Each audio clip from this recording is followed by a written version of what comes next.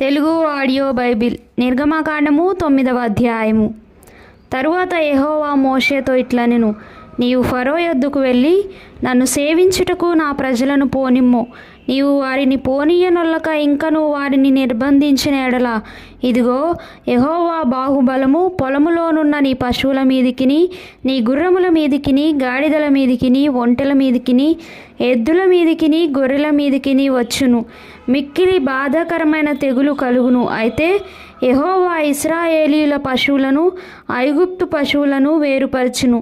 ఇశ్రాయేలీయులకున్న వాటన్నిటిలో ఒక్కటైనను చావదని హెబ్రీయుల దేవుడగు యెహోవా సెలవిచ్చుచున్నాడని అతనితో చెప్పుమనెను.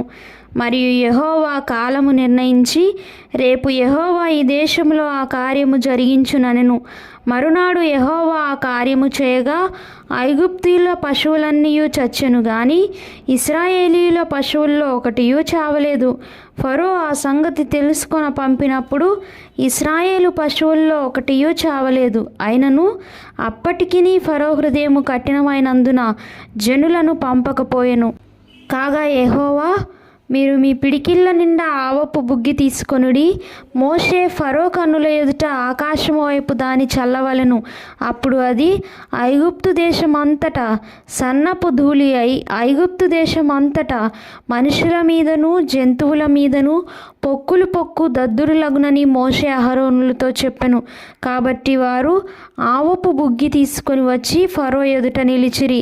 మోషే ఆకాశం వైపు దాని చల్లగానే అది మనుషులకును జంతువులకును పొక్కు దద్దురులాయెను.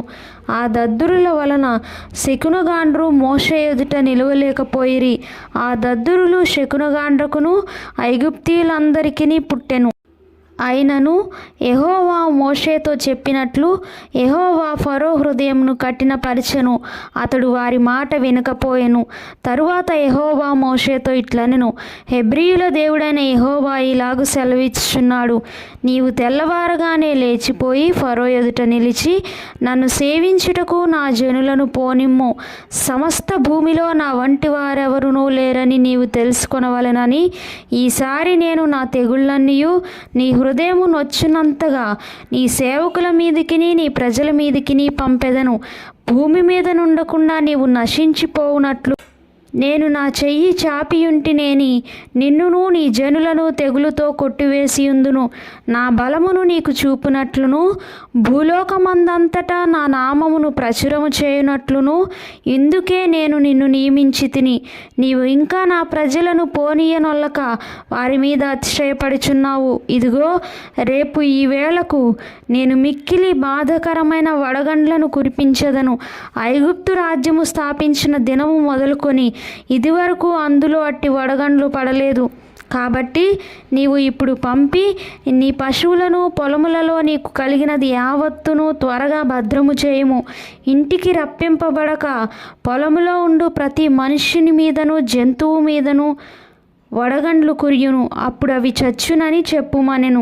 ఫరో సేవకులలో యెహోవా మాటకు భయపడినవాడు తన సేవకులను తన పశువులను ఇండ్లలోనికి త్వరగా రప్పించెను.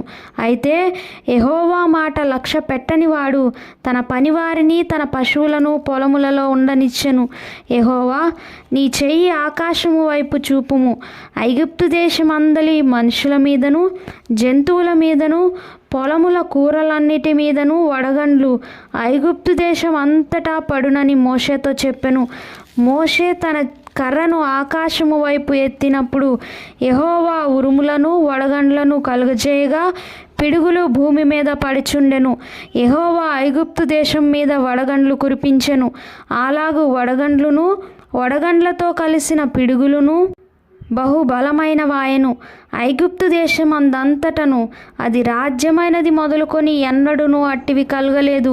ఆ వడగండ్లు ఐగుప్తు దేశమందంతటా మనుషులనేమి జంతువులనేమి బయటనున్నది యావత్తును నశింపచేసెను. వడగండ్లు పొలములోని ప్రతి కూరను చెడగొట్టెను, పొలములోని ప్రతి చెట్టును విరగొట్టెను. అయితే ఇశ్రాయేలీయులున్న గోషెను దేశంలో మాత్రము వడగండ్లు పడలేదు.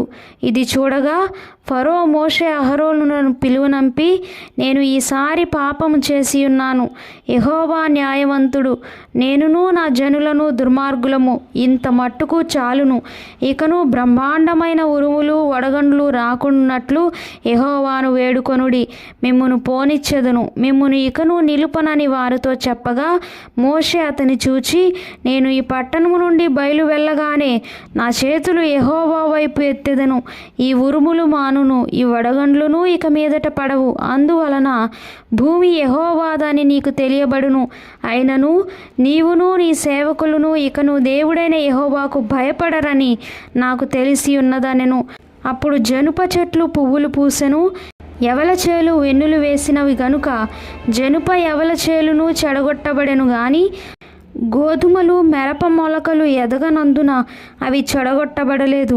మోషే ఫరోను విడిచి ఆ పట్టణం నుండి బయలు వెళ్ళి యెహోవా వైపు తన చేతులు ఎత్తినప్పుడు ఆ ఉరుములను వడగండ్లును నిలిచిపోయెను, వర్షము భూమి మీద కురియుట మానెను. అయితే ఫరో వర్షమును వడగండ్లును ఉరుములను నిలిచిపోవుట చూచి అతడును అతని సేవకులను ఇంకా పాపము చేయిచు తమ హృదయములను కఠినపరుచుకొనిరి.